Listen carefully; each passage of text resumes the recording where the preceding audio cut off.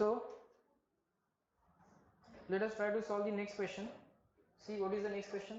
Let me read the question. You also write it along with me.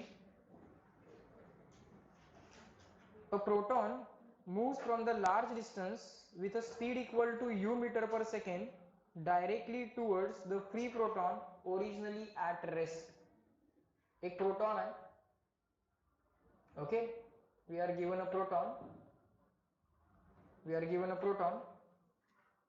Which moves from the large distance with a speed of u meter per second directly towards the free proton. एक free proton आहे. Free in the sense ते nucleus मध्ये नाही आहे. Nucleus मधल्या प्रोटॉनला bound proton म्हणतात आणि न्यूक्लियसच्या बाहेर असणाऱ्या प्रोटॉनला काय म्हणतात? Free proton. Okay. A proton moves from the large distance with a speed of u meter per second directly towards the free proton. हा फ्री प्रोटॉन, हा दुसरा प्रोटॉन आहे.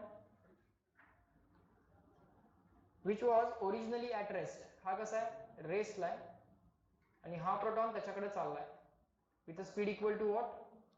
यू. कितीच्या स्पीडने चाललाय?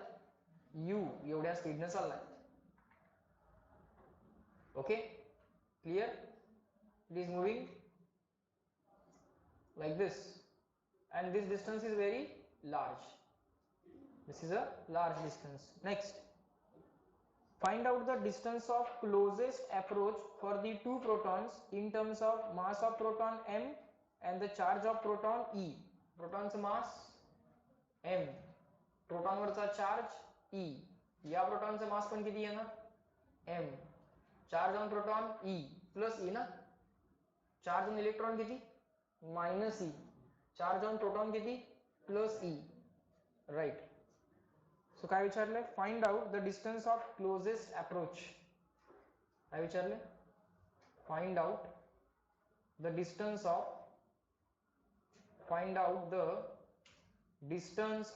Closest approach.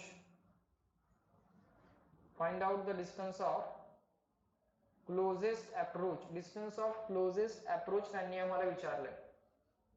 Find out the distance of closest approach in terms of mass of the proton and charge on the proton. m आणि e च्या language मध्ये आम्हाला हे आन्सर कॅल्क्युलेट करायचं आहे.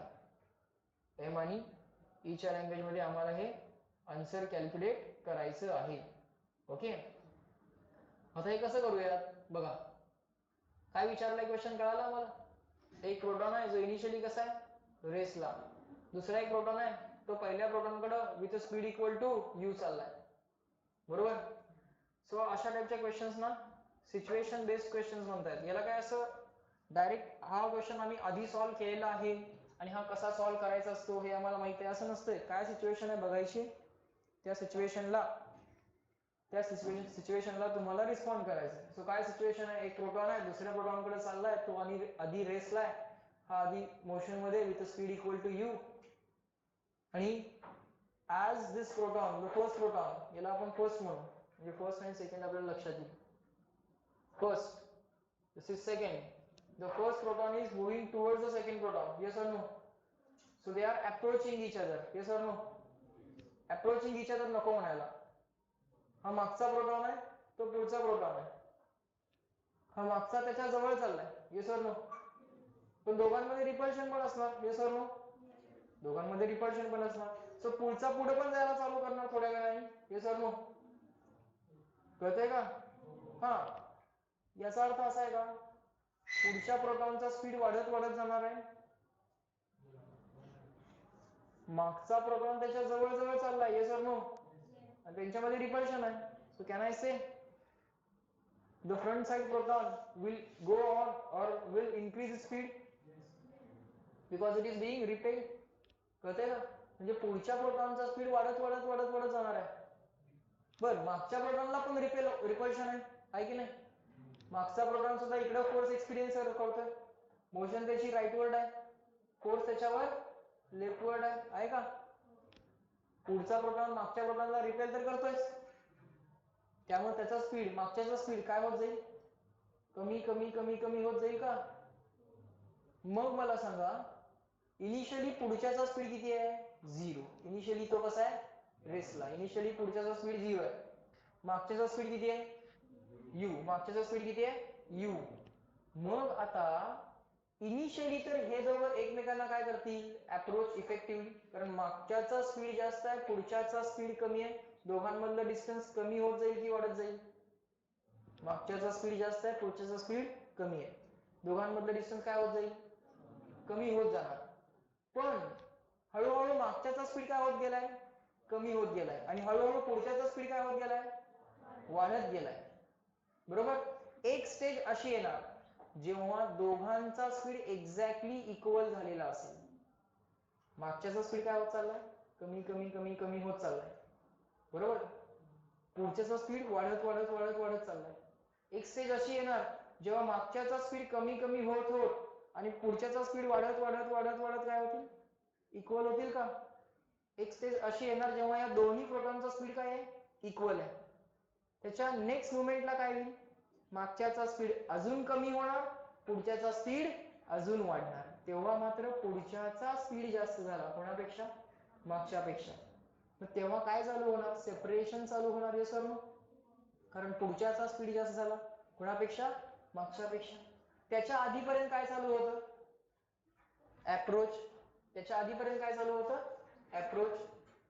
आणि जेव्हा यांची स्पीड एक्झॅक्टली इक्वल झाली तेव्हा त्यांच्यामधलं सेपरेशन हे लोएस्ट सेपरेशन असणार, क्लोजेस्ट डिस्टन्स असणार. हे सर, कारण त्याच्यानंतर काय चालू होणार आहे, सेपरेशन. म्हणजे दोघांमधलं डिस्टन्स काय होत जाणार आहे, वाढत जाणार आहे. समजतंय का मी काय बोलतोय, कळतंय? म्हणजे आम्हाला काय विचारलेलं आहे, तर find out the distance of closest approach विचारलेलं आहे. म्हणजे यांच्यामधलं मिनिमम डिस्टन्स किती असेल, कारण काही वेळ हे अप्रोच करणार आहेत. बरोबर का? मागे एक कार आहे किंवा प्रोटॉन आहे, पुढे एक कार आहे किंवा पुढे एक प्रोटॉन आहे, तर पुढच्या प्रोटॉनचा स्पीड वाढत वाढत जाणार आहे, मागच्याचा स्पीड कमी कमी होत जाणार आहे. एक स्टेज अशी येणार जेव्हा दोघांचा स्पीड एक्झॅक्टली इक्वल असणार. त्याच्या आधीपर्यंत, त्या मुवमेंटच्या आधीपर्यंत मागच्याचा स्पीड जास्त आहे, पुढच्याचा स्पीड कमी आहे. त्यामुळे इफेक्टिव्हली अप्रोच चालू आहे की सेपरेशन, अप्रोच. त्यामुळे डिस्टन्स काय होत गेलं, कमी. एक स्टेज आली जेव्हा दोघांचे स्पीड काय झाले, equal. That distance will be the closest distance. After that पुढच्याचा स्पीड अजून थोडा वाढणार, मागच्याचा स्पीड अजून थोडा कमी होणार. आफ्टर दॅट सिच्युएशन पुढच्याचा स्पीड जास्त असेल, मागच्याचा स्पीड कमी असेल, and the separation will start and the distance will again start increasing. Yes or no? कळलं का? सो आता आपल्याला ह्या सिच्युएशनला आपण पहिल्यांदा रिअलाइज केलं, ओके हे असं असं असं असं होतंय. ओके. सो आता आपण काय करणार बघा, लिहा. एवढं तरी आमच्या लक्षात आलं.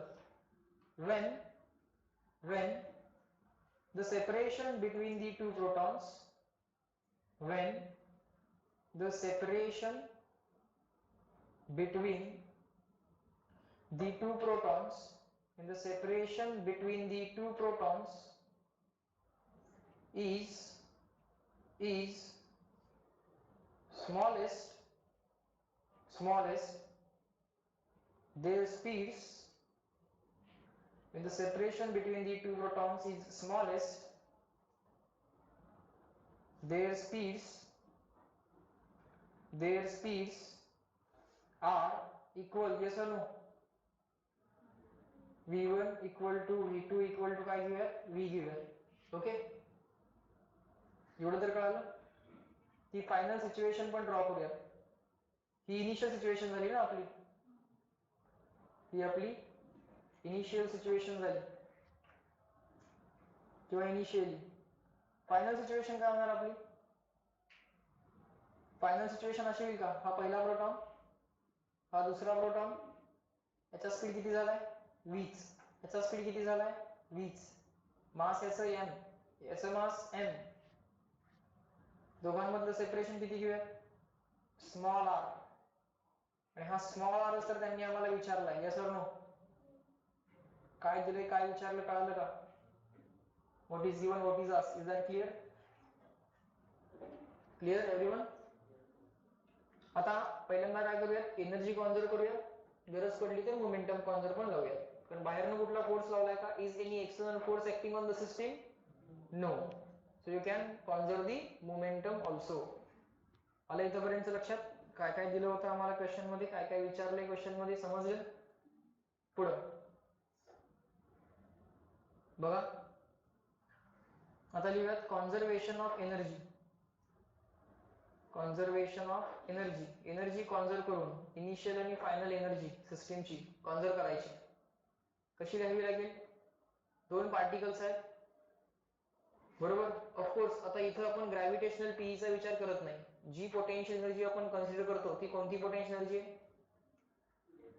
It is electric potential energy और electrostatic potential energy. Okay, so here we are not going to consider any gravitational potential energy, we are going to neglect that. Okay, fine. So लिहायचं कसं असणार? पहिल्याची ke, पहिल्या पार्टिकलची ke plus दुसऱ्या पार्टिकलची ke plus सिस्टीमची pe. yes or no? पहिल्याची ke, दुसऱ्याची ke आणि सिस्टीमची pe. काय करावं लागेल कळालं? पहिल्याची ke, दुसऱ्याची ke, सगळ्या पार्टिकलची ke लिहावी लागते आणि सिस्टीमची डायरेक्टली pe लिहायची. सिस्टीमची डायरेक्टली पीई घ्यायची. लिहा कसं लिहिणार? केई ऑफ फर्स्ट पार्टिकल प्लस केई of second particle plus PE of system. बरोबर का? इनिशियली इज इक्वल टू केई ऑफ फर्स्ट पार्टिकल प्लस केई of second particle plus PE of system. Finally सांगा केई of first particle initially, initial situation मध्ये जावा. पहिल्या पार्टिकलची केई किती आहे, दुसऱ्याची केई किती आहे, सिस्टीमची पीई किती आहे. पहिल्याची केई इनिशियल सिच्युएशन मध्ये जाऊया का? सांगा पहिल्याची केई किती? 1/2 mu². दुसऱ्याची केई किती? दुसऱ्याची केई किती? 0. का? कारण तो रेस्ट ला आहे. Initial situation.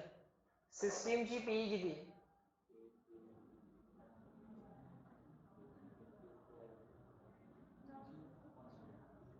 सिस्टीमची पीई किती इनिशियली? हिंट द्यायला लागलोय मी.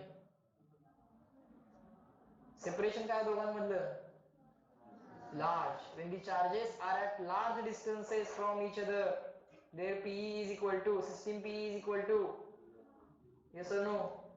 KQ आपण R जरी केलं तरी त्यातला R इन्फिनिटी टाकणार ना. KQ आपण R जरी केलं तरी त्यातला R काय टाकणार? इन्फिनिटी किंवा लार्ज. सो सिस्टीमची PE काय येणार इनिशियली? 0. Not defined. कोण म्हणलं नॉट डिफाइंड? काय येईल? 0 येईल ना. हाँ, ke of first particle काय? 1/2 mu². ke of second particle 0. pe of system 0 is equal to. Finally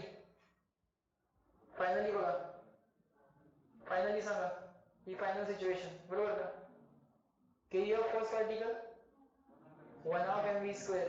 ke of second particle 1/2 mv². pe of system याच्यावरचा चार्ज किती आहे? Plus e. प्रोटॉन आहे. याच्यावरचा चार्ज किती? Plus e. फॉर्म्युला सांगा पहिल्यांदा P of सिस्टीमचा. 2 चार्ज सिस्टीमच्या पीईचा फॉर्म्युला काय? के Q1 Q2 upon R. K is K, Q1 is plus E, Q2 is plus E, R is R. कळलं? सांगा KE1 1/2 mv², KE2 1/2 mv². PE of system K plus E upon R. बरोबर का? K plus E upon R. झालं? Left साइडला काय आलं? 1/2 mv². 1/2 mv² plus 1/2 mv², mv². हा पुढं K E² upon R. नीट विचार जर केला तर how many equations, how many unknown आहेत बघा. एकच इक्वेशन आहे. किती अननोन आहेत सांगा? कोण? नीट विचार करून सांगा. जे आम्हाला विचारलंय ते तर अननोन असतेच, नो डाऊट. जे आम्हाला विचारलंय ते तर अननोन असतेच. प्लस अजून एक गोष्ट अननोन असते. Which one is that? आपण जे काही व्हेरिएबल घेतलेत, आपण स्वतःहून जे व्हेरिएबल घेतलेत ते पण काय असतात अननोन. त्यांनी यू तर त्यांनी दिलाय ना, यू तर त्यांनी दिलाय, व्ही आपण घेतलाय. सो बघा की आता संपलं सरळ सरळ. या क्वेश्चनला बघितल्या बघितल्या इथंच कळलं पाहिजे, तेवढे मॅथमॅटिक्स आम्हाला यायलाच पाहिजे. काय की आम्हाला R विचारलाय, yes or no? R आम्हाला विचारलाय, व्ही आम्ही घेतलेला व्हेरिएबल आहे, yes or no? So V आम्हाला माहित नाहीये. सो नेक्स्ट मोटिवेशन काय? बाकी सगळं तर चालतंयच ना. मला सांगा की सगळं जर माहित असतं, आर साठी इक्वेशन अरेंज केलं असतं ना पटकन, आर ची व्हॅल्यू काढली असती, आर मिळाला असता. तर आर मिळत नाहीये, त्यासाठी अडचण कोण आहे? व्ही. बरोबर का? आर आता लगेच मिळणार नाहीये, कारण आता आम्हाला व्ही अजून माहित नाहीये. सो व्ही काढलं की व्ही काढलं की काम संपलं. समजतंय का? सो नेक्स्ट मोटिवेशन काय आहे? व्ही. किंवा आता काय झालं, एक इक्वेशन आणि दोन अननोन झाले. कुठले कुठले? व्ही आणि R. So somehow you have to arrange second equation in V and R, or you just try to find out V. एकतर व्ही कॅल्क्युलेट करून यात टाका, नाहीतर व्ही आणि आर मधलं सेकंड इक्वेशन, काही करा. सो कॉन्झर्वेशन ऑफ एनर्जी करून झालं. नेक्स्ट काय करावं लागतं? Conservation of momentum. एक्सटर्नली कोणी फोर्स लावलाय का? एकदा हा पार्टिकल फेकला with the speed equal to u, त्यानंतर आपण काय फोर्स लावलाय का? नाही, आपण काय फोर्स त्यानंतर लावलेला नाहीये. जो काही या दोन पार्टिकल्स मध्ये फोर्स आहे तो या दोघांनी एकमेकांवरती लावलेला आहे. बाहेरनं कुठलाही या सिस्टीम वरती फोर्स आहे का? नाही. So we can conserve the momentum. कुठल्या डायरेक्शन मध्ये कॉन्झर्व करूयात? Along X, along Y, along Z? Along X. त्यात पण राईटवर्ड मोमेंटम कॉन्झर्व करूया की लेफ्टवर्ड? कुठलाही चालतो. कुठला करूयात? राईटवर्ड करूयात. सर कॉन्झर्विंग मोमेंटम,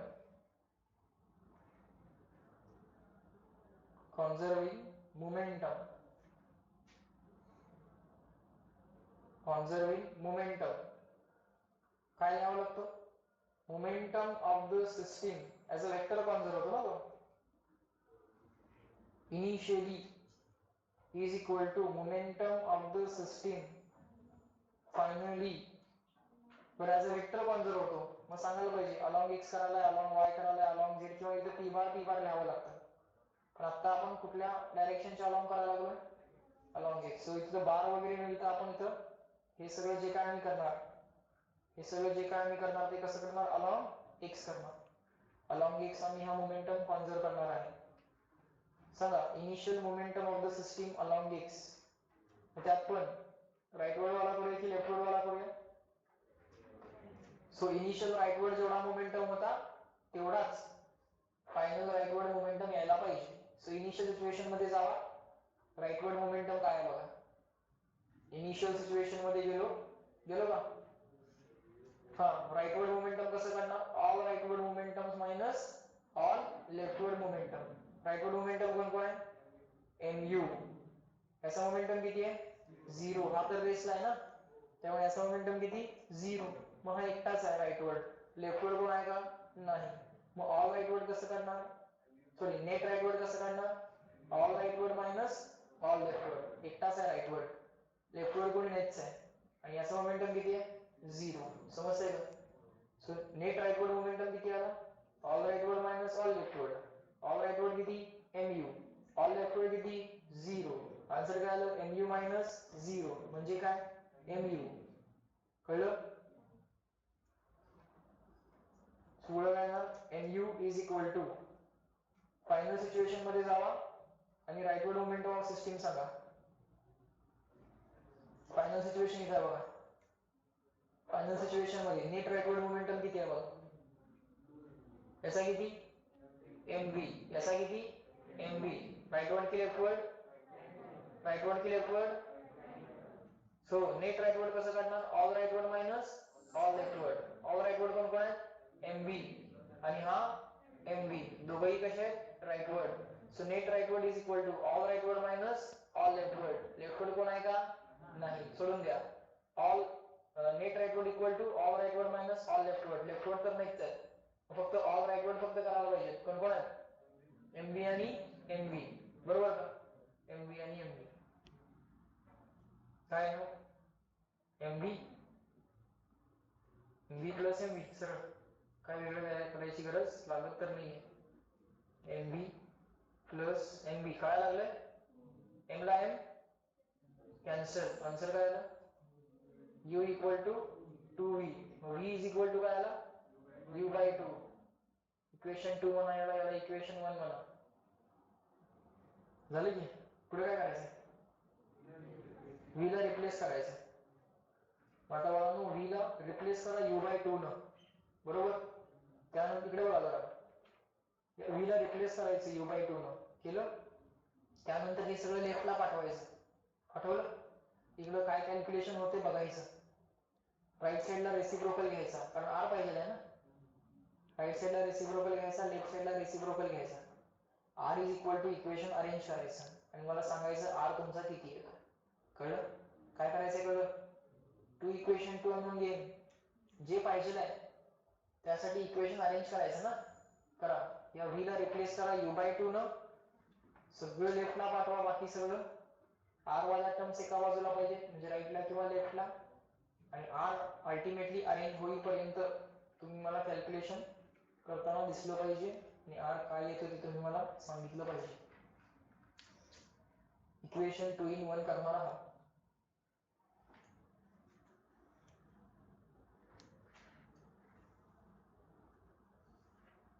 आलं का, येते तेवढ्या वेळात तुला पण येईल, कर बरोबर कर. एवढ्यात कसं आलं असं वाटतंय ना, येते. मी ओरली सांगू शकतो तर पेन पेपर न करता करून पण दाखवेन तुम्हाला ओरली कसं करता येईल, तुमच्या समोरच करतो.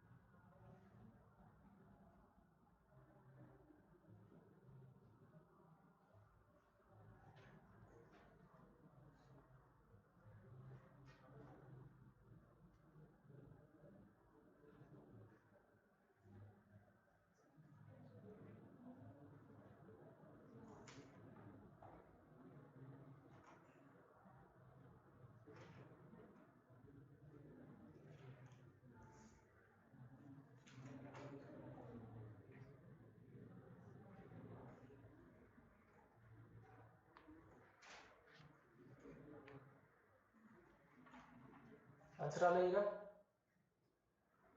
काय आलं, आवाजच येत नाहीये. 4k square upon mu square आले का, 4k square upon mu square आले का तुझं. कर कर कर, थांबतोय. काय करायचं कळलं ना, कर. मी रिप्लेस करायचं आहे u बाय 2 न, आले का, येतंय.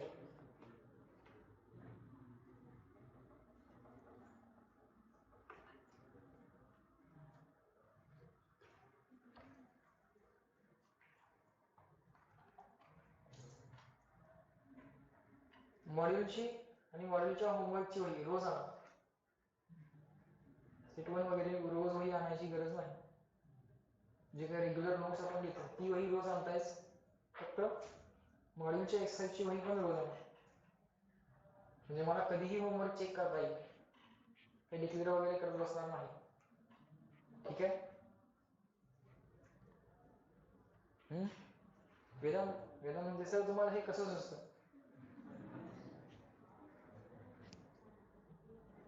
मॉड्यूलच्या होमवर्कची वही रोज आणायची. मग इनकम्प्लीट असला इथंच कम्प्लीट करत बसायचं. ते काम कंपल्सरी ठेवले ना आपण, करायचं आपण सगळ्यांनी मिळून करायचं. जेवढे येतील जेवढे क्वेश्चन्स करायचे, येतील तेवढे करायचे, प्रयत्न करायचा आहे. सेट 1 ऍडिशनल सॉल्व्ह करून चेक करून घ्या तुम्ही, काय अडचण नाही. झालं का, हा जाऊया का बोला. बर v ला काय टाकायचं u/2 टाकायचं. So left side 1/2 mu square as it is. Equation 2 in equation 1 काय होणार आहे लेफ्ट साइडला काय आलं mv²/2 राइट साइडला mv² होता त्यातला v कशाने रिप्लेस झाला u/2 न square plus k into e² upon r यातला r पाहिजे आपल्याला लक्षात घ्या. सो r आपल्याला एका बाजूला पाहिजे राईटला किंवा लेफ्टला त्यानंतर बाकी सगळं आपण रिअरेंज करणार त्यासाठी हे सगळं लेफ्टला पाठवलं पाहिजे. हे काय झालं mu²/2 ॲज इट इज इथे काय आलं u²/4 आलं का लक्षात u²/4 m into u²/4 n into u²/4 Roman लेफ्टला गेलं का इज इक्वल टू काय आलं k into e² upon r आलं बरोबर. पुढे काय करू सांगा सर्व हा क्रॉस मल्टिप्लाय करून 4mv कशाला वरती खाली 2 न मल्टिप्लाय वरती खाली 2 मल्टिप्लाय केलं 2mv² मायनस mu² अपॉन खाली पण 2 न मल्टिप्लाय केलं 4 बेस कॉमन आहे बरोबर इज इक्वल टू काय आलं k e² अपॉन r आपल्याला काय पाहिजे r साठी इक्वेशन अरेंज करा r लेफ्टला गेलं बाकी सगळं राईटला आलं. आता 4 राईटला आलं हा mu² राईटला आला बरोबर हे सगळं राईटला पाठवलं. आता हा ॲज इट इज राहिला होता राईट वाला जर व्यवस्थित लिहिलं 4k e² upon mu². This is the final answer. This is the distance of closest approach. This is the distance of closest approach. कळालं का सगळ्यांना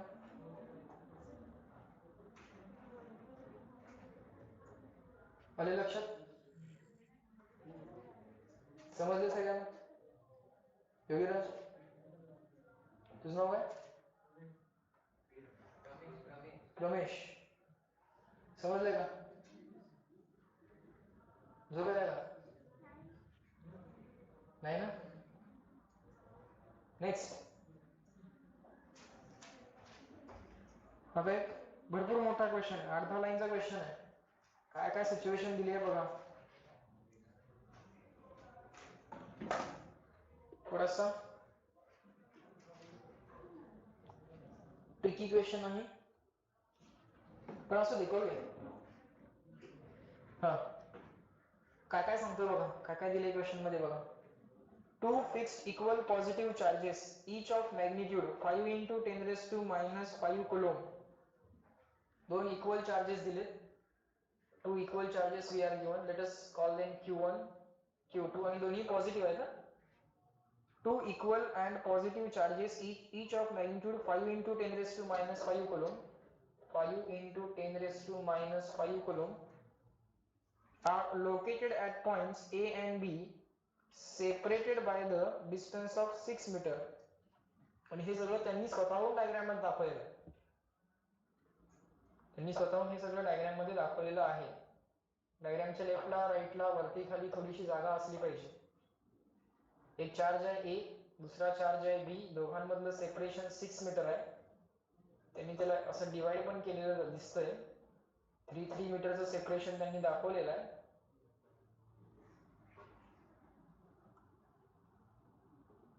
हा पहिला चार्ज हा दूसरा charge let us call it as first, let us call this as second. तर चार्जची value त्यांनी आपल्याला दिली आहे let us call it as small q. त्याला आपण काय म्हणूया q म्हणूया. हा चार्ज qचा आहे हा चार्ज qचा आहे. हे सेपरेशन 3 मीटर ओव्हरऑल 6 दिले त्यातलं त्यांनी स्वतःहून लिहिलं आहे 3 मीटर. पुढे and equal and opposite charge. बरं त्याच्या आधी हेही सांगितलंय की 2 fixed equal and point charges. Equal charge equal and positive charges हे फिक्स्ड आहेत. ए आणि बी फिक्स आहेत. ए मूव्ह होत नाही बी पण मूव्ह होत नाही. ए फिक्स्ड आहे बी पण कसं आहे फिक्स्ड आहे. Okay and equal and opposite charge moves towards them. या दोघांकडे एक इक्वल आणि अपोजिट चार्ज मूव्ह होतोय.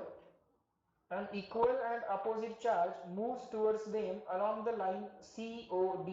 एक लाईन आहे COD ही लाईन. या लाईनला नाव दिले त्यांनी काय C हा पॉइंट आहे त्यांचा O आणि हा पॉइंट आहे त्यांचा D. Along the line COD एक पॉइंट चार्ज आहे पण तो निगेटिव्ह आहे.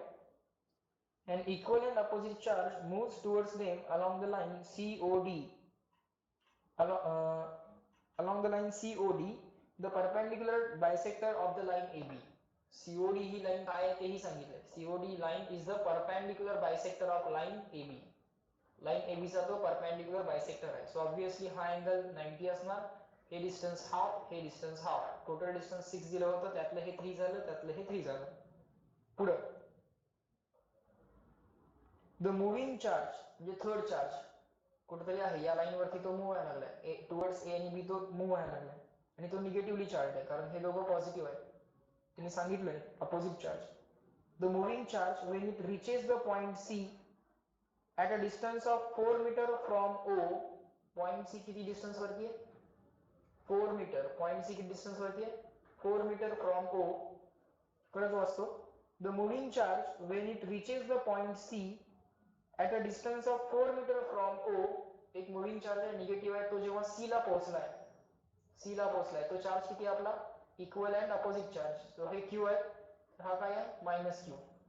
तो टुवर्ड्स ए आणि बी मूव्ह होतोय अलॉंग द लाईन सीओडी, बरोबर का? तो असा मूव्ह आहे.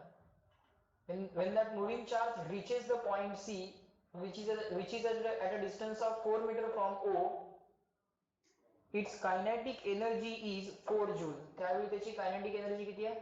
4 joule. त्यावेळी त्याची कायनेटिक एनर्जी त्यांनी स्वतःहून दिली. किती दिली? 4 जूल. म्हणजे हा minus Q, third charge. Third charge जेव्हा सी ला आहे तेव्हा त्याची कायनेटिक एनर्जी किती आहे? 4 joule.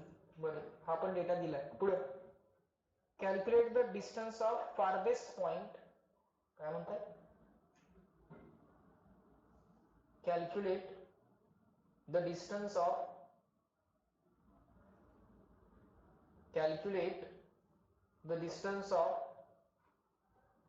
farthest point. Calculate the distance of farthest point, capital D, which the negative charge will reach before returning towards C. Which the negative charge will reach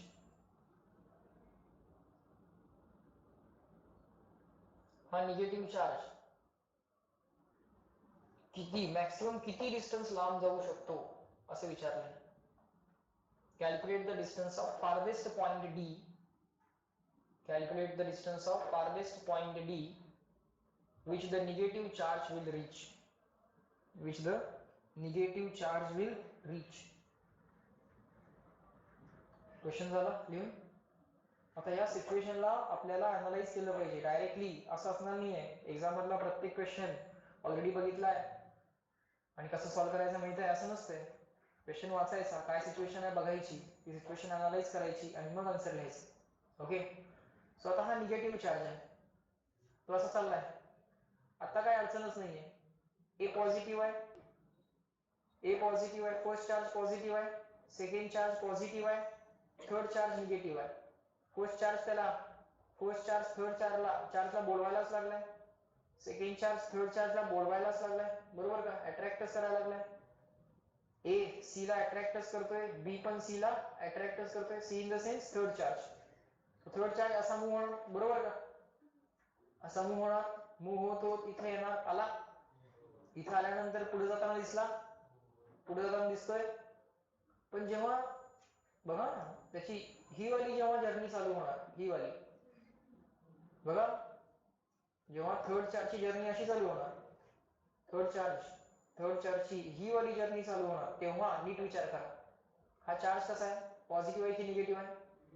negative. Third charge negative आहे. ए त्याला काय म्हणेल? Attract की repel? ए त्याला काय म्हणेल? Attract की repel? Attract. This is the force on third charge by first.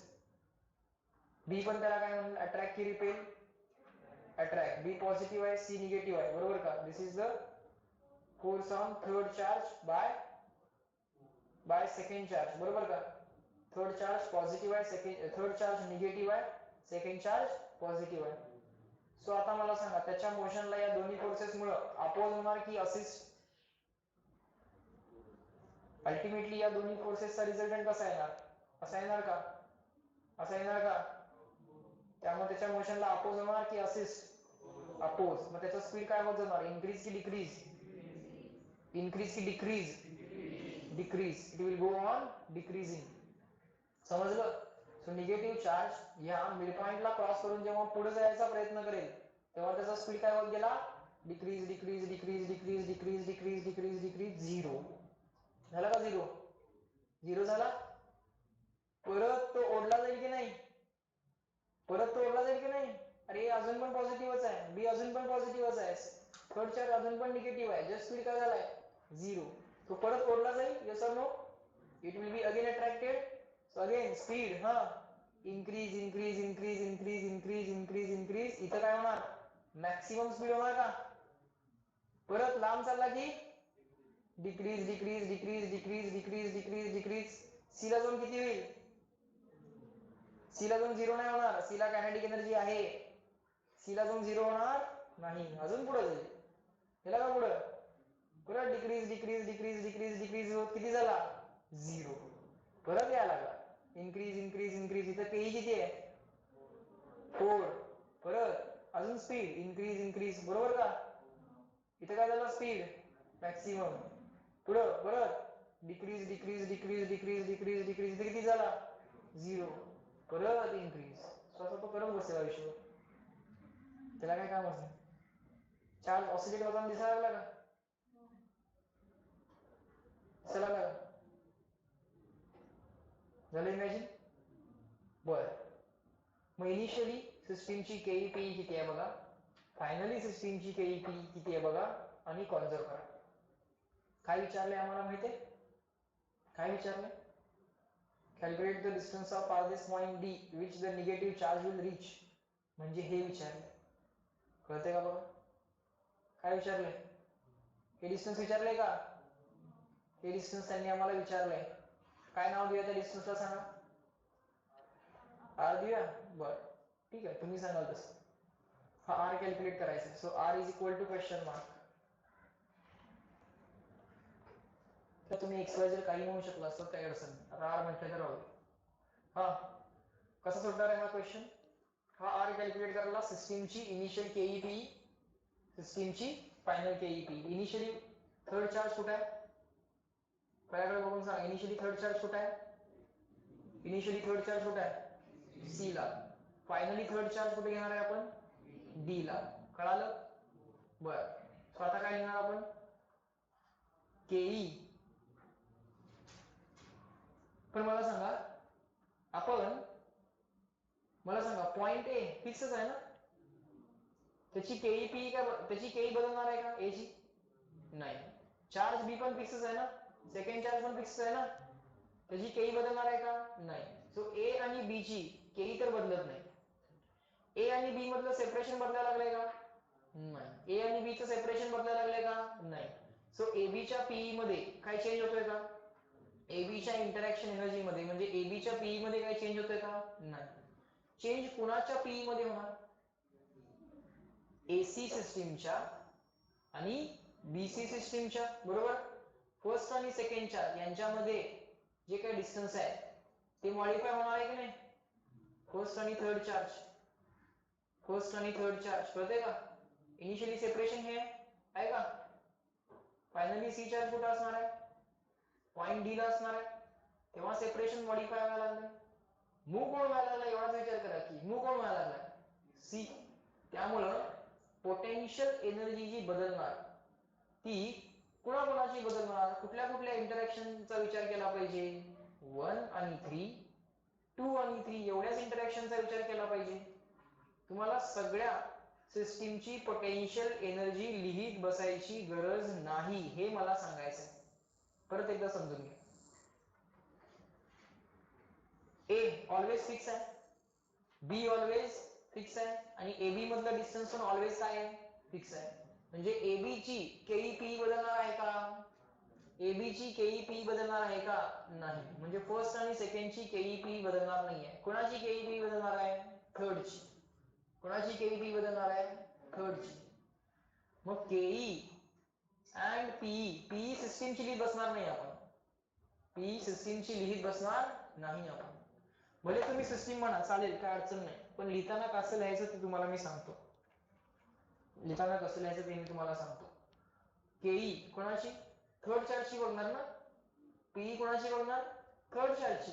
मग थर्ड चार्जची पीई कोणाकोणाच्या फील्ड मध्ये लिहिली पाहिजे? थर्ड चार्जची पीई फर्स्ट बरोबर इंटरॅक्ट होताना आणि सेकंड बरोबर इंटरॅक्ट होताना. कळतंय का? समजतंय ना? एवढा जरी विचार केला, इनिशियली इज इक्वल टू केई of third charge plus PE of third charge, बरोबर का? मी काय बोलतोय कळतंय ना? फायनली.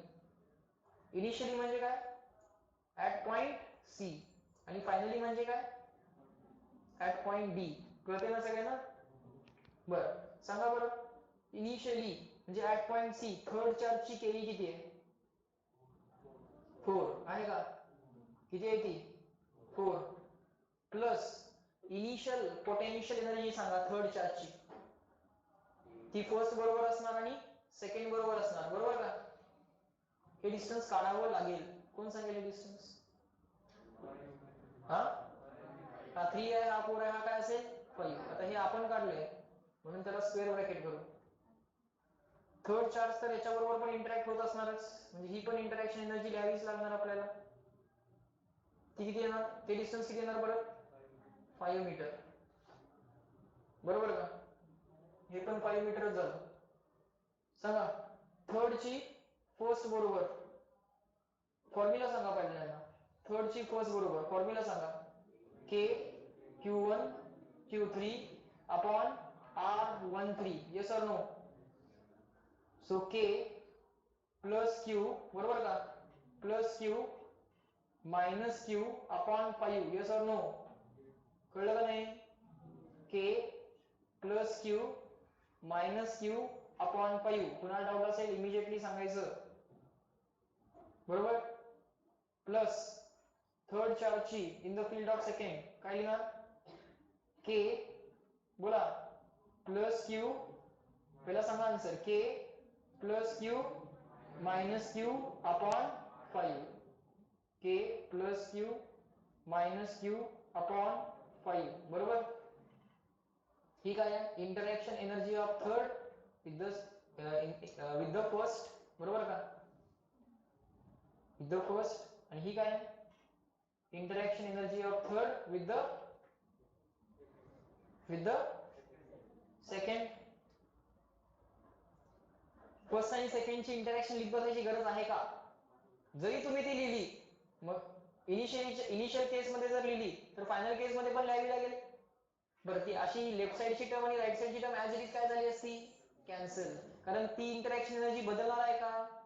इनिशियली जेव्हा थर्ड चार्ज इथं होता तेव्हा जी इंटरॅक्शन एनर्जी होती या दोघांची, आणि फायनली जेव्हा थर्ड चार्ज इथं होता तेव्हा जी या दोघांची इंटरॅक्शन एनर्जी होती, दोन्ही काय राहणार आहे? सेम राहणार आहे. सो ती जी काय टर्म आहे ती अशी काय झाली असती?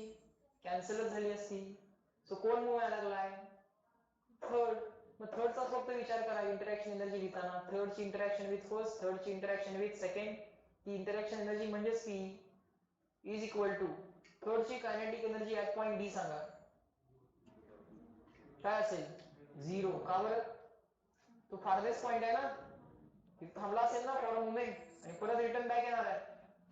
बर, केई तर सांगितली तुम्ही, आता पीई कोण सांगते बघ? पीई साठी हे डिस्टन्स लागेल ना, आता जे मी ड्रॉ करायला लागलो ते डिस्टन्स लागेल ना. किती घेऊयात हे डिस्टन्स? 5 कसं असेल? 5 असायचं काही कारणच नाही. Under root R square plus 3 square काय असेल ते? Under root R square plus 3 square, आणि त्यातला आपल्याला आर काढायचा आहे ना. बरं, तात्पुरतं फॉर टाइम बिंग त्या डिस्टन्सला मी डी म्हणतो. काय म्हणतो? डी म्हणतो. हे पण काय असेल? डीच असेल, बरोबर का? बघा, तीच डायग्राम आता किती कॉम्प्लेक्स होते, सगळं त्याच डायग्राम मध्ये ड्रॉ करतोय आपण. कळतंय ना? समजतंय का? काय करू सांगा? थर्ड चार्जची केई किती? थर्ड चार्जची केई ऍट पॉइंट डी किती?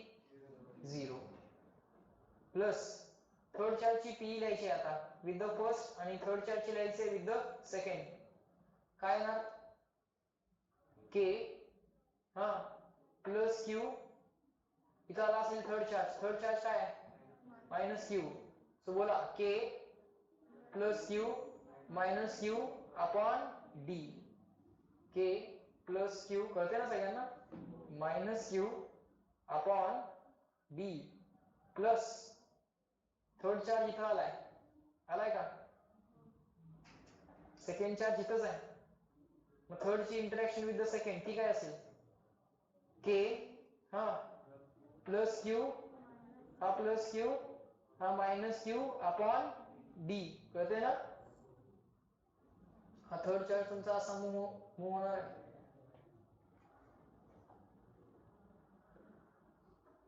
कळतंय का कुणाला डाऊट आहे का बरोबर. ही काय असणार interaction of third with the first. ही काय असणार interaction of third with the second. बरोबर जमलंय. बर लेफ्ट साइडला काय झालं मायनस के क्यू स्क्वेअर अपॉन 5 बरोबर का. हा मायनस के क्यू स्क्वेअर अपॉन 5 हा मायनस के क्यू स्क्वेअर अपॉन 5 मायनस के क्यू स्क्वेअर अपॉन 5 मायनस के Q square upon 5 minus 2 times के क्यू स्क्वेअर अपॉन 5 आणि हा 4 ॲज इट इज. कळतंय का 4 मायनस 2 टाइम्स के क्यू स्क्वेअर अपॉन 5. राईट साइडला काय झालं बघा मायनस के Q square upon d minus के Q square upon d minus 2 times के Q square upon d. बरोबर का हा मोबाईल वापरायला लागलेस मोबाईल ठेवा बाजूला. लेक्चर मध्ये कंप्लीट लक्ष असेल हातात कुणाच्या मोबाईल असणार नाही. स्ट्रिक्ट वॉर्निंग दिलेली आहे. बघतो मी स्ट्रिक्ट वॉर्निंग दिलेली आहे. सिरियसली तुम्ही या सगळ्या गोष्टी घेतल्या पाहिजे कुठल्याही लेक्चरला.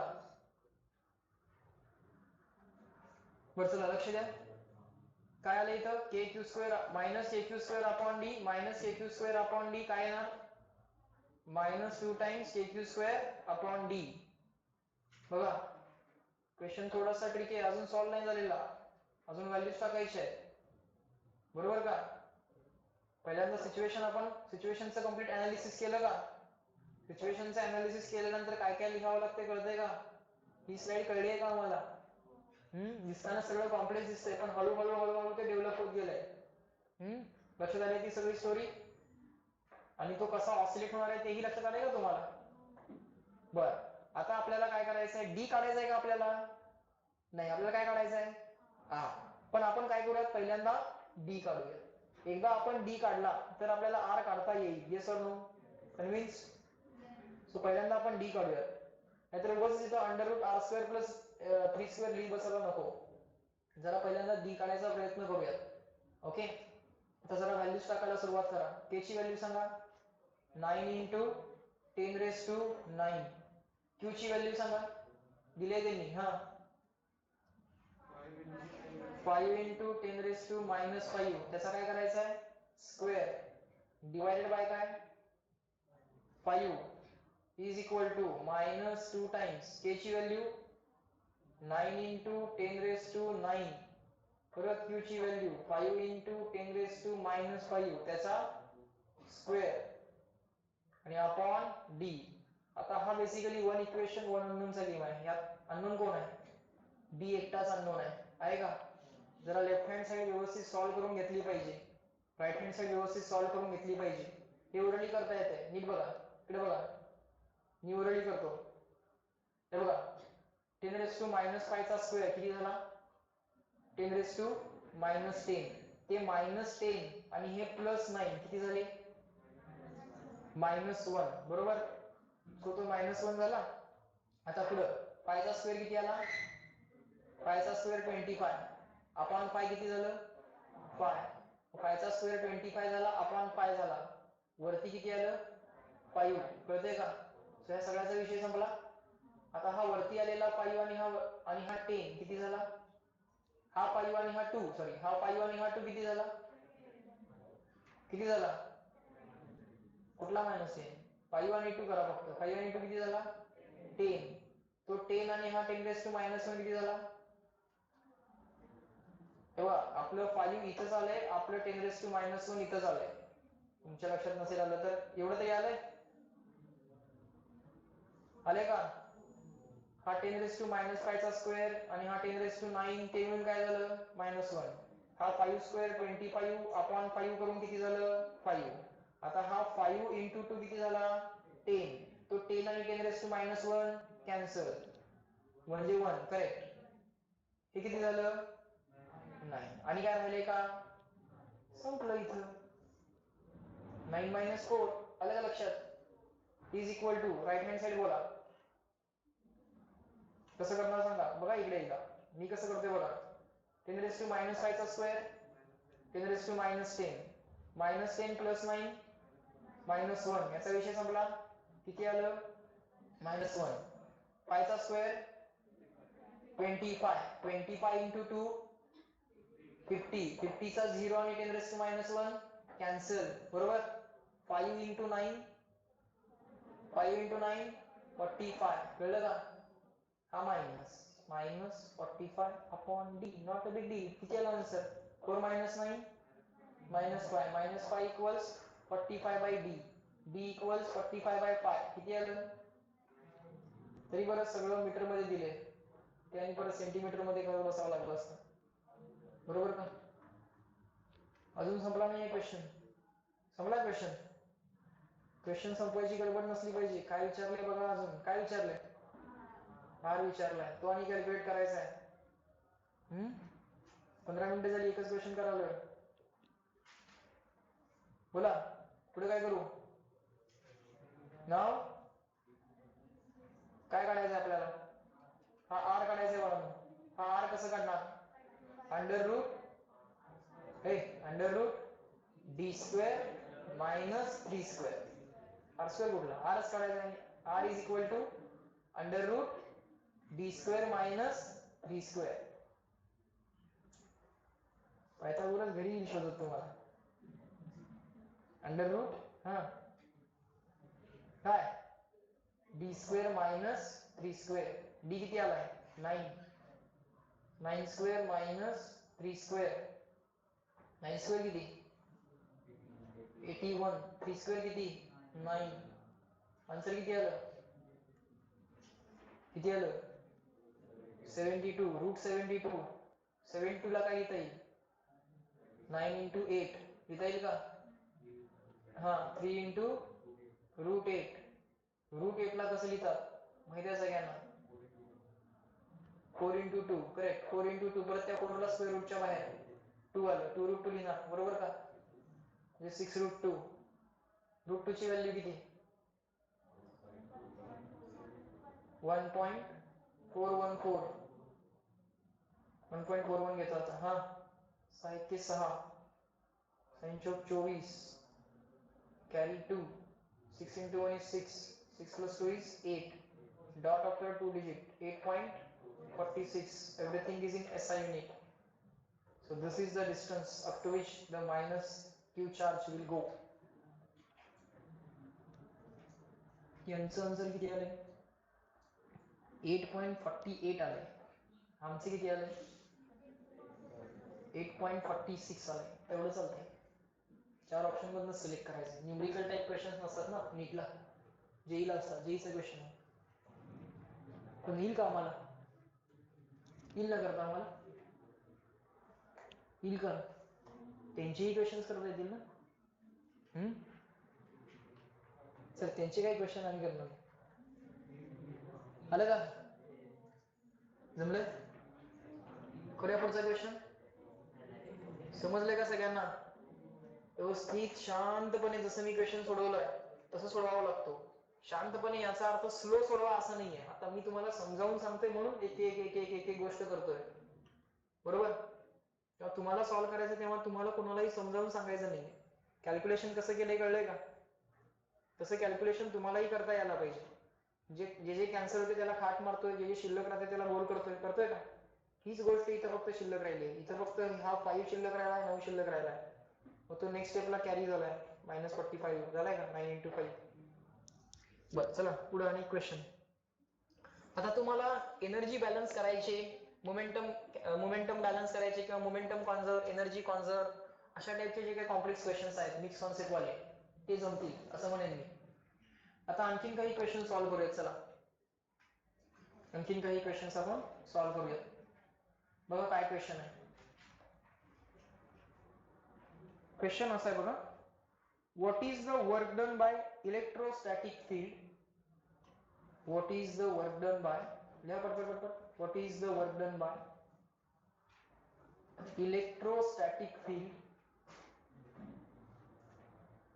What is the work done by electrostatic field. आता बाकीचे क्वेश्चन जे काय आहेत सिंपल ते तर तुम्हाला करता येतीलच. इथले जे ट्रिकी क्वेश्चन्स आहेत जिथे लॉजिक पण इन्व्हॉल्ड आहे, साइन मध्ये पण मिस्टेक होऊ शकते, अशा टाइपचे क्वेश्चन्स मी घेतोय. What is the work done by electrostatic field, what is the work done by electrostatic field when we put the 4 charges together as shown in the figure. System दाखवली. Each side of the square has a length of small a and initially charges were at infinity. प्रत्येक side सांगितली आहे a आहे, हे सगळं दिले diagram मध्ये, हे सगळं आम्हाला क्वेश्चन मध्येच दिलेलं आहे. And all the 4 charges, all the 4 charges, इथं प्लस q आहे, इथं बाळांनो मायनस q आहे, इथं प्लस q आहे आणि इथं परत मायनस q आहे. all charges were at infinity. कधी? इनिशियली हे सगळे कुठं होते? इन्फिनिटीला होते. Initially all the charges were at infinity. ही सिस्टीम आम्हाला काय करायची? असेंबल करायची. काय विचारलंय आम्हाला? Work done by the electrostatic field विचारलंय. काय विचारलंय? Work done by electrostatic field. बर, मला सांगा आता या केसमध्ये आम्ही work done by the external force काढलं पाहिजे की work done by the system काढलं पाहिजे? काय विचारलंय मला? नीट पहिल्यांदा विचार करा काय विचारलंय. To assemble the system from infinity to given configuration, यासाठीचं work done by electrostatic field किती असं विचारलंय. So that will be work done by system or that will be work done by external force. काय म्हटले नीट वाचा, कारण तेवढा जर शब्द चुकला आमचा तर आमचा साइन चुकणार आहे. कारण work done by external force आणि work done by system force opposite असतात ना. आठवतंय का? W external equal to minus of W system. कारण सिस्टीम फोर्स असा राईटवर्ड असला, सिस्टीम फोर्स राईटवर्ड असला तर तुमचा फोर्स एक्सटर्नल फोर्स कसा असेल? लेफ्टवर्ड असेल. कळते ना? सिस्टीम फोर्स राईटवर्ड असेल तर तुमचा फोर्स लेफ्टवर्ड असेल. इक्वल आणि अपोजिट असतात ना सिस्टीम फोर्स आणि एक्सटर्नल फोर्स. मग इक्वल आणि अपोजिट असतील सिस्टीम फोर्स आणि एक्सटर्नल फोर्स इक्वल आणि अपोजिट असेल तर त्यांनी केलेलं वर्क पण काय असणार? As a numerical value equal असेल, पण साइनचा विचार केला तर अपोजिट. बरोबर. सो काय काढायचंय आम्ही? एक्सटर्नल फोर्सने केलेलं वर्क काढायचं आहे की सिस्टीमनं? कोणी केलेलं वर्क काढायचं आहे? सिस्टीमच्या फोर्सने केलेलं वर्क. कारण work done by electric field विचारलंय. सो पहिली गोष्ट इथं समजून घेतली की आम्हाला इथं work done by system calculate करायचं आहे. सर या चार्जेसना नावं दिल्या, फर्स्ट, सेकंड, थर्ड आणि fourth.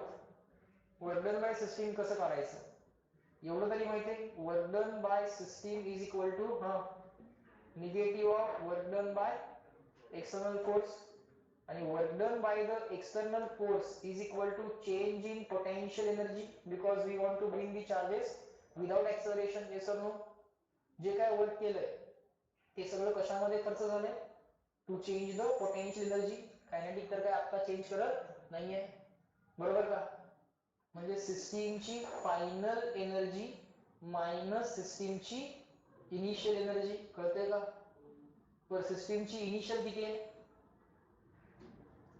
Initially charges were at infinity. मग सिस्टीमची इनिशियल एनर्जी किती येणार? 0. कळतंय का?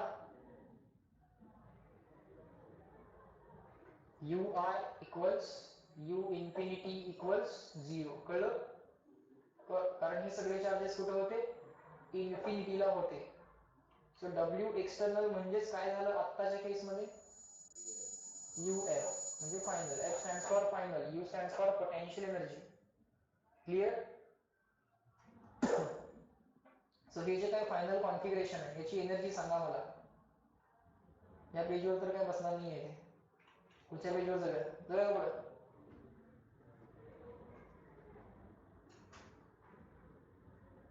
झाले का? हा. सो स्क्वेअर आहे आपल्याकडे हा charge plus Q minus q plus Q minus q. First, second, third, fourth, a a a आणि ए. हा, work done by the external force. किती यायला लागले? सिस्टीमची फायनल एनर्जी किती येते आता? ऍक्च्युअली फायनल मायनस इनिशियल, पण इनिशियली सगळे चार्जेस इन्फिनिटीला होते, सो 0. हा, पहिला चार्ज सिस्टीम मध्ये आणला, किती वर्क झालं? 0. लिहायची गरज नाही. सेकंड चार्ज कोणाच्या फील्ड मध्ये येणार? फर्स्ट. सांगा. के, तुम्ही सांगायचं आहे k plus Q minus Q upon a. Second charge आला, सेकंड चार्ज आला प्लस. आता थर्ड चार्ज आणला पाहिजे कोणाच्या फील्ड मध्ये? फर्स्टच्या. त्यासाठी हे डिस्टन्स लागेल की नाही? कोण सांगेल हे distance? A root two, A root two, yes or no? हा ए आहे, हा ए आहे. मग हा काय असेल? अंडर रूट ए स्क्वेअर प्लस ए स्क्वेअर. म्हणजे रूट टू ए किंवा ए रूट टू कसे. बर, पुढं सांगा. थर्ड चार्ज आणला फर्स्टच्या फील्ड मध्ये, के प्लस क्यू. हा, मायनस क्यू कसं चुकायचं नाही आहे. तुम्ही सांगायचं, सांगत राहायचंय. के plus q upon a root two. बरं चला, ए रूट टू तर ए रूट टू प्लस थर्ड आणा सेकंडच्या फील्ड मध्ये, के कुठलाही सांगा, प्लस क्यू मायनस कुठला तरी एक घ्या. शक्यतो सिक्वेन्स मेंटेन करा. हा, k minus q plus q upon a. Third आला, थर्ड फर्स्टच्या फील्ड मध्ये आला, थर्ड सेकंडच्या फील्ड मध्ये आला. आता फोर्थ आला, फोर्थ फर्स्टच्या फील्ड मध्ये आला, के प्लस क्यू. कळतंय ना सगळ्यांना? Plus Q minus Q upon a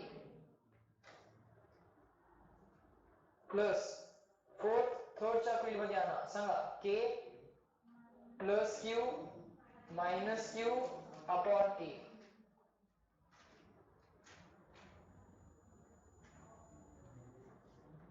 q ला ए कॅन्सल व्हायला नाही पाहिजे. एवढं तरी अक्षर ओळखलं पाहिजे तुमचं तुम्हाला. थर्डच्या फील्ड मध्ये आणला का चुकून पहिल्यांदाच? ठीक आहे, असू दे, काय फरक पडत नाही. हा, fourth in the field of काय करूया? सेकंड. आता हे काय आहे? Fourth in the field of third आहे. हे काय आहे? Fourth in the field of first आहे. हा, आता fourth in the field of second. बोला. के minus Q upon a root two. बरोबर. हे काय आहे? Interaction energy of fourth with second. कळालं का? आता काय करायचं सांगतो. के Q square upon a, plus minus सोडून द्या. के क्यू स्क्वेअर अपॉन ए वाल्या टर्म्स बघा.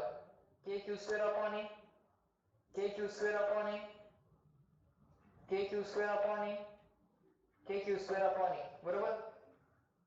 ही टर्म मायनस आहे, ही टर्म मायनस आहे, ही टर्म मायनस आहे, ही टर्म मायनस आहे.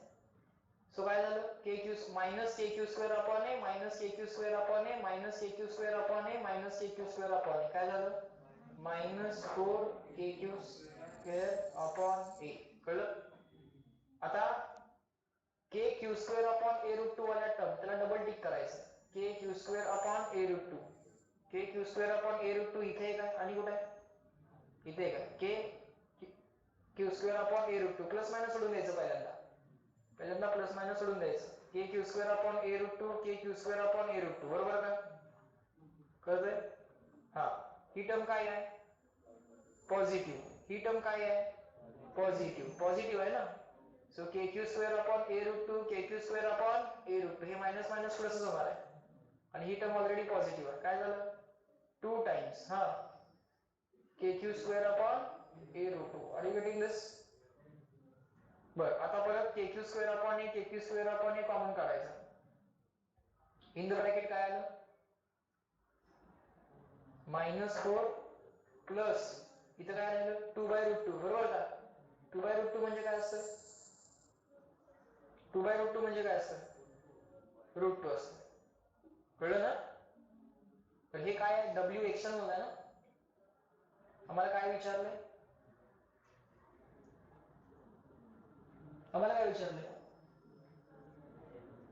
डब्ल्यू सिस्टीम म्हणजे work done by internal force, system force विचारलाय. ते काय असलं पाहिजे?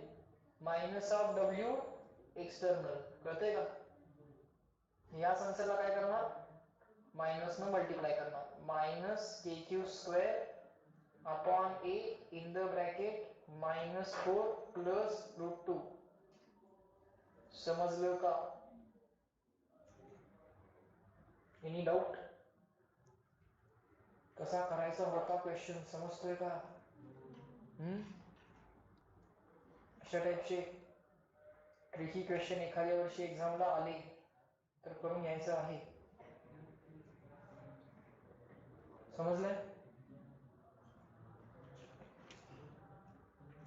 समजले का?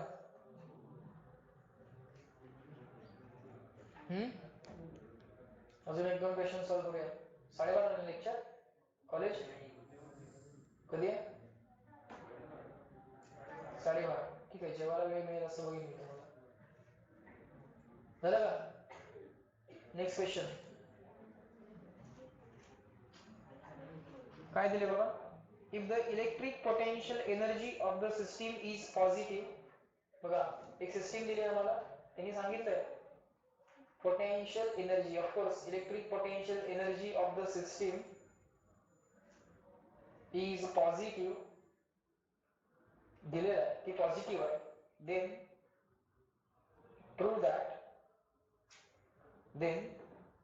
prove that काय प्रूव्ह करायचं? 2q is more than 3 times small q.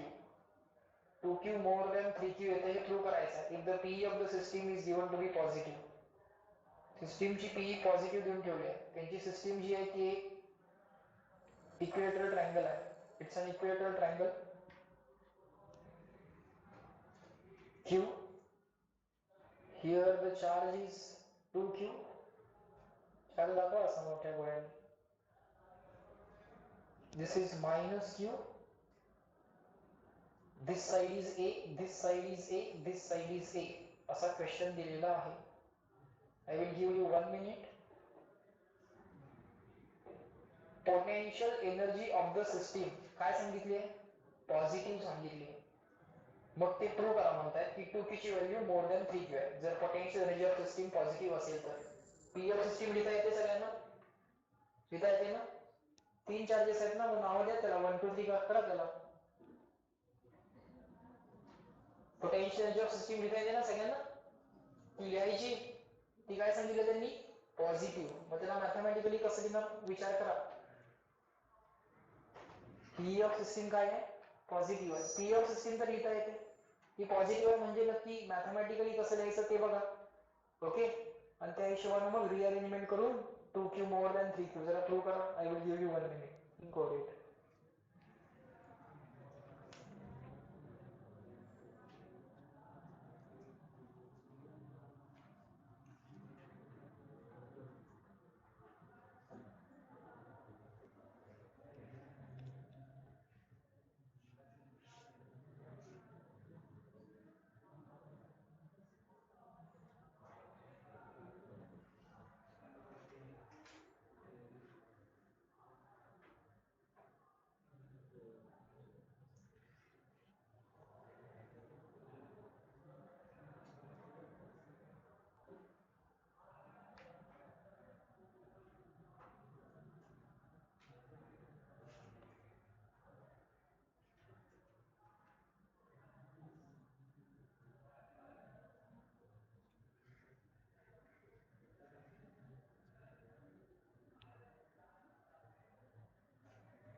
Discuss करू शकता, काय अडचण नाही. गणित सोडवताना डिस्कस करायला काय अडचण नाही.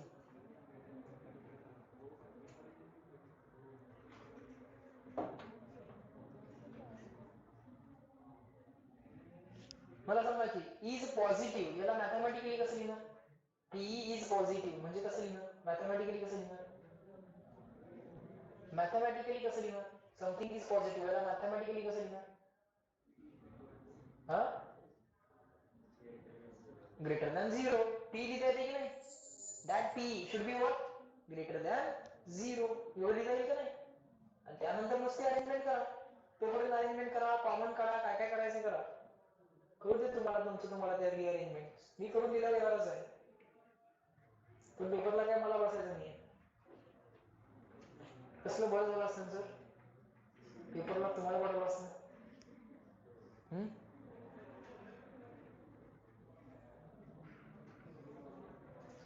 घरात बसून आम्ही प्रार्थना केली असते तुमच्यासाठी, आमचे मान जास्त म्हणून आणावं. खरंच बरं झालं असतं. तुला मान पडली असते, इझी सरी गेली असते पेपरला, सरी गेली असते, मॅडम गेले असते, नवीन सरी गेली असते.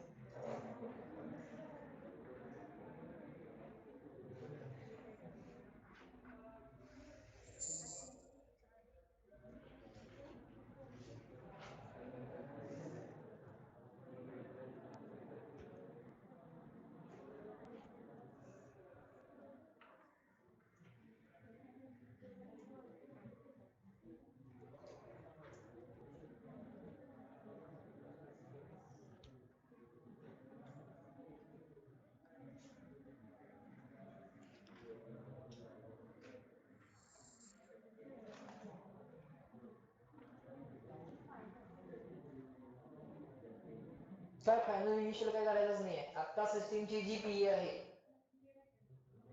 आता सिस्टीमची जी पीई आहे ती काय पाहिजे? मोर दॅन 0 पाहिजे. सिस्टीमची पीई आता किती आहे बघ, गिवन कॉन्फिगरेशनची पीई लिही, that should be greater than 0. आले कोणाला आन्सर? आलं का? आलं? गुड. डाऊट आहे काय? काय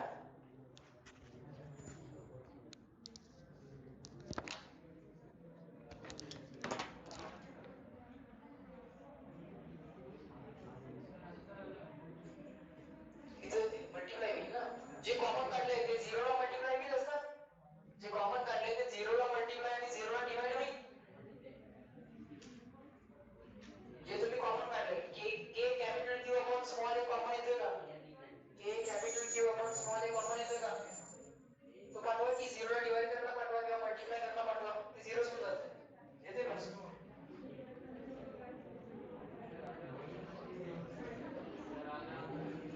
आलं का? आलं ना? बरं चला, माझं येते का बघूया, मला येते का क्वेश्चन बघूया. तुम्हाला तर आलं. हा सांगा, जी काय आता सिस्टीमची एनर्जी आहे ती कशी पाहिजे? More than 0. काय सिस्टीमची एनर्जी सांगा?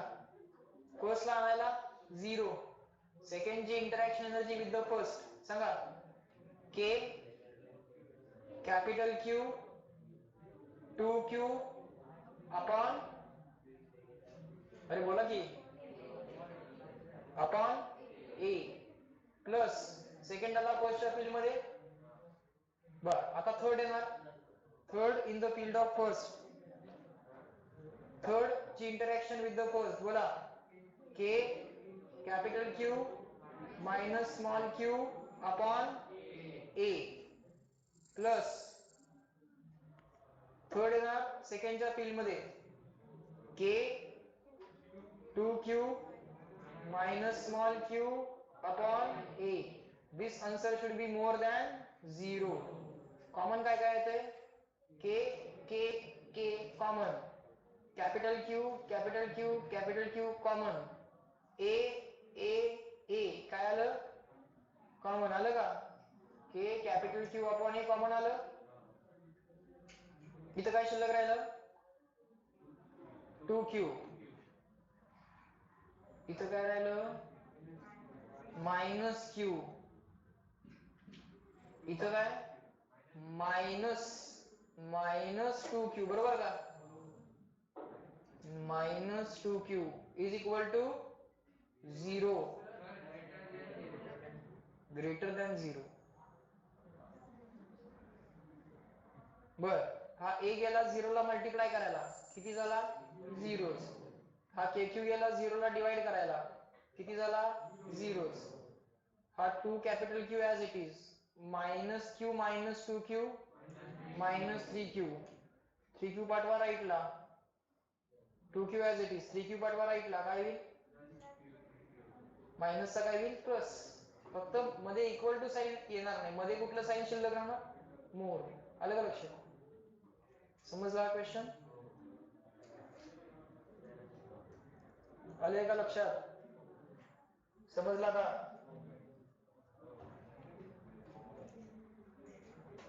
बघा इकडे एक लास्ट क्वेश्चन थिओरटिकल, त्यानंतर लगेच आपण थांबू. झालं का सगळ्यांचं? समजलं सगळ्यांना? गुड. बघा क्वेश्चन लिहा.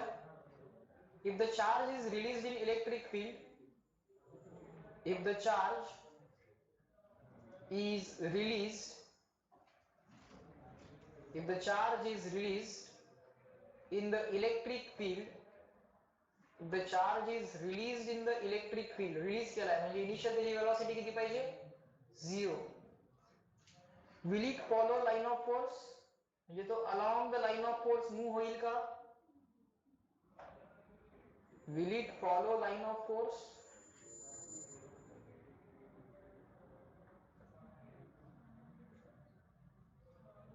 If the charge is released in the electric field, will it follow the line of force? Huh? Yes or no? Yes or no? Charge release केला, सोडला, पॉझिटिव्ह आहे घ्या, निगेटिव्ह घेऊ नका, पॉझिटिव्ह घ्या. समजा आमच्याकडे एक युनिफॉर्म इलेक्ट्रिक फील्ड आहे. काय आहे? युनिफॉर्म इलेक्ट्रिक फील्ड आहे. एक युनिफॉर्म इलेक्ट्रिक फील्ड ड्रॉ करूया सगळं.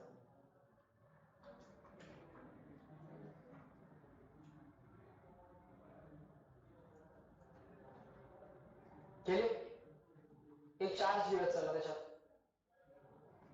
हा, will it travel or will it follow line of force? Will it travel along the line of force? If it is just release म्हणजे सोडला फक्त. Yes or no? Yes. हा, positive charge वरती force कसा येतो? In the direction of electric field की opposite direction of electric field? Positive वरती force कसा येतो? पॉझिटिव्ह चार्ज वरती फोर्स कसा येतो? In the direction of electric field की opposite direction of electric field? Positive वरती फोर्स कसा येतो? पॉझिटिव्ह चार्ज वरती फोर्स कसा येतो? पॉझिटिव्ह चार्ज मुळे इलेक्ट्रिक फील्डची डायरेक्शन विचारत नाहीये मी काय विचारतो? पॉझिटिव्ह चार्ज वरती येणारा फोर्स कसा असतो? In the direction of field की अपोजिट डायरेक्शन ऑफ फील्ड? हा, in the direction of field. Positive charge वरती फोर्स कसा येतो? In the direction of field. Negative charge वरती फोर्स कसा येतो? Opposite direction of field. बरं, फोर्सची डायरेक्शन काढायला लाईन ऑफ फोर्सला टँजंट करतात ना, किंवा इलेक्ट्रिक फील्डची डायरेक्शन काढायला लाईन ऑफ फोर्सला काय करतात?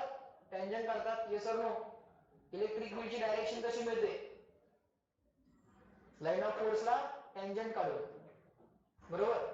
आता जी काही इलेक्ट्रिक फील्डची डायरेक्शन आहे तीच डायरेक्शन ऑफ फोर्स असणार ना, कारण चार्ज पॉझिटिव्ह आहे, कळलं का? त्याच्यावरती फोर्स कसा येणार? असा येणार का? जशी dt एवढ्या टाइम मध्ये छोटीशी मोशन जर आम्ही कन्सिडर केली तर ती अशी होईल, चार्ज इथे येईल, परत फोर्स असाच आहे, चार्ज इथे येईल, परत फोर्स असाच आहे. So charge will travel along the line of force. Yes or no? म्हणजे इथे तर charge along the line of force travel झाला, म्हणजे इथे तर आन्सर काय आलं? It follows line of force, असं आन्सर आलं. म्हणजे फील्ड युनिफॉर्म असेल तर it follows the line of force. आता विचार करा, फील्ड जर नॉन युनिफॉर्म असेल तर, समजा फील्ड आहे अशी,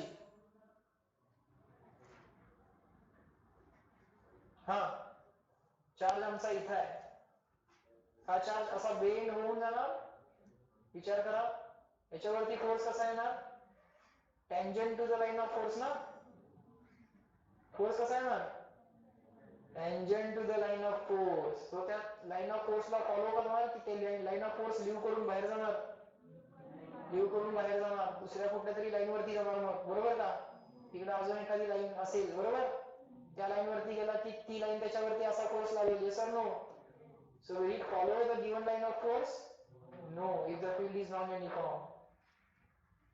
परत नॉन युनिफॉर्मची एक स्पेशल केस घेऊया, इथे काय येणार आन्सर, फोर्स तर असा आला, सो इथं आन्सर काय लिहूया, does not follow line of force, बरोबर ना, ELOF होतं ना. नॉन युनिफॉर्मची एक स्पेशल केस घेऊया, रेडियल फील्ड. हा सांगा, चार्ज इथं आहे, फोर्स कसा येणार, टँजंट, परत चार्ज इथं आला, टँजंट, परत चार्ज इथं आला, फोर्स आला, टँजंट, आता परत आन्सर काय आलं, फील्ड ही युनिफॉर्म आहे की नॉन युनिफॉर्म आहे, नॉन युनिफॉर्म, कारण इथं लाईन्स क्राउडेड आहे, इथं फील्ड जास्त आहे, बरोबर का, लांब लांब गेल्यानंतर लाईन्स क्राउडेड नाही आहे, इथं परत आन्सर काय आलं, follows line of force. So release केलेला चार्ज, फेकलेला नाही, थ्रो केलेला चार्ज नाही, रिलीज केलेला charge along the line of force केव्हा जातो, बोललो की तुम्ही, युनिफॉर्म मध्ये ऑलवेज युनिफॉर्म मध्ये जाईल का, युनिफॉर्म फील्ड असली तरच तो along the line of force जाईल का, नाही, नॉन युनिफॉर्म मध्ये जाईलच याची गॅरंटी आहे का, नाही, मग काय सांगूया, बोल, बरोबर सांगतेस, हा तू सांगितलंस काय, बोल, जर line of force straight line असेल तरच रिलीज केलेला चार्ज स्ट्रेट लाईनला फॉलो करणार, पण लाईन ऑफ फोर्स जर स्ट्रेट लाईन असणार नाहीये, कर्व्ड लाईन आहे, कर्व्ड आहे, स्ट्रेट लाईन नाही आहे, समजा कर्व्ड आहे, इन दॅट केस तो त्या लाईन ऑफ फोर्सला फॉलो करणार नाही, कळतंय का, पण तो थ्रोन चार्ज पाहिजे का रिलीज चार्ज पाहिजे, रिलीज, सो काय लिहिणार आपण, कन्फ्युजन, आन्सर काय आलं याचं, आन्सर काय आलं, release the charge follows line of force, release the charge follows line of force, release charge follows line of force only if it is straight line, yes or no,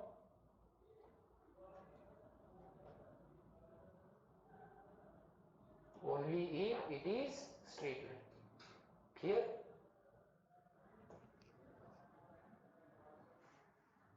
hello, थांब break घ्या.